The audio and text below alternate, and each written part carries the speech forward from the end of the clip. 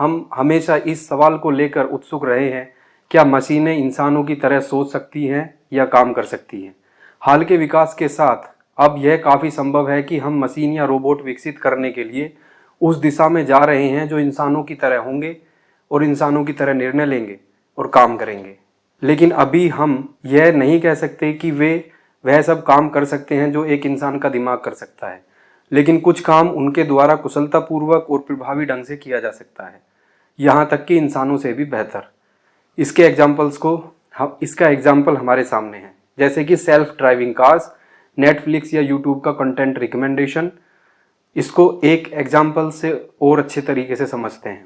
अभी Stanford university ने एक आर्टिफिशियल इंटेलिजेंस टेक्नोलॉजी से एक हेल्थ केयर सिस्टम बनाया है जो रेडियोलॉजिस्ट या मानव से भी ज़्यादा इफ़िशिएंटली और एक्यूरेटली काम करता है। यदि हम मशीन और आर्टिफिशियल इंटेलिजेंस की बात करें तो हम कह सकते हैं कि अब हम मशीनों का निर्माण कर रहे हैं, काम के ऑटोमेशन के लिए नहीं, बल्कि आर्टिफिशियल इंटेलिजेंस को यूज़ करके इंटेलिजेंट ऑटोमेशन के लिए। आज तक मशीन काम करती थी, लेकिन मानव उसको गाइड करते थे या निर्देश देते थे कि क्या करना है।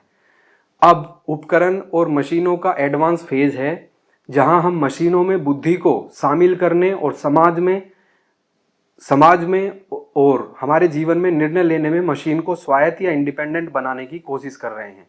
यही इंटेलिजेंट ऑटोमेशन है।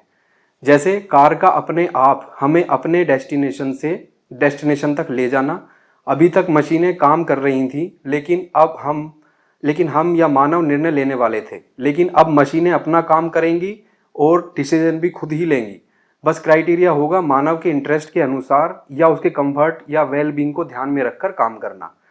एक तरफ यह बहुत बड़ी राहत की तरह लगता है कि हमें अब कुछ नहीं करना होगा, और दूसरी तरफ यह बहुत डरावना भी है कि फिर हम लोग क्या करेंगे।